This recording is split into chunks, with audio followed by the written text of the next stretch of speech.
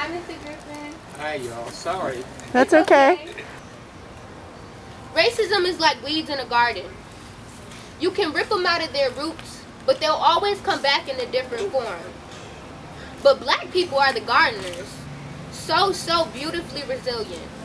They will always rip those weeds away even after a thunderstorm. I'm calling for a change in curriculum. The right to learn my history, the bare minimum. I'm calling for more educators who look like Mr. Howard Griffin here. Representation matters. My demands are very clear. All I want to do is learn the history of myself. So my demands, they will be met, with or without your help. It's good to see you young people today. I think when I saw you when you came by the other day, I told you to pay attention to the news because you guys are part of an historical moment with the new team of Biden and Harris. I told you that pay attention with your eyes and your ears and listen to how some people are going to try to tear her down because of who she is. The old traditional angry black woman. She's a qualified politician. She was a prosecutor. She was an attorney general. She was a senator. And you saw her in action in Congress when she was questioning some of the people from the other side about what they were doing and why they were doing it, especially when they were looking at the Supreme Court position, looking at the Attorney General. So for this particular moment in history, you will have an opportunity to see what a lot of us have already experienced through our lives. So I'm proud to help this organization. I want you to continue to grow, and I'm extremely ecstatic about what you're doing in the Cornhill district, which is now gone with urban renewal. You look over here in Cornhill and you look across town where my church is on the corner of Joseph and Upper Falls. All the businesses that were there when I was growing up as a kid, they're all gone too.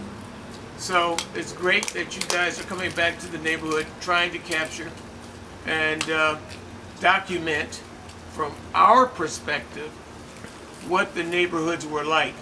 So I'm proud to be associated, and if there's anything I can do, let me know and I'll gladly step forward and even get some other friends to share some of their history. As I showed some of you, you were here before, I took a picture across the street. I think I was 10, and it was my cowboy hat. There were houses all over there. That driveway right there was an alley that took you all the way to Exchange Street. So we have businesses here. And oh, by the way, I was one of the original paper boys along with my uncle.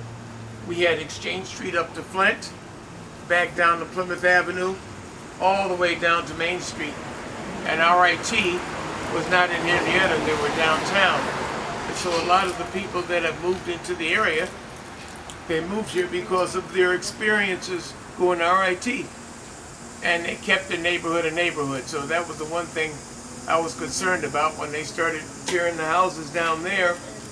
And right there at the end of the street where Gregg Street is, that's where the street ended. So there were houses. So I was really concerned with what was going to happen to our neighborhood, but I'm glad to see they kept it in place. And as was stated, I worked at an industry, and I went back to school at 48 to Nazareth, become a teacher, and I'm back in the city. Even though I retired in 2009, I still teach. I sub. I'm with K through 6, and I chose K through 6 because that's when the mind still could be melted and molded. So even though I retired, I still sub in the city. Now the next chapter for me is to determine how I'm going to sub now, because I'm a little concerned about the virus, thus the mask. So I will probably still do online teaching, and I might even do some tutoring. So thank you everyone for coming out today.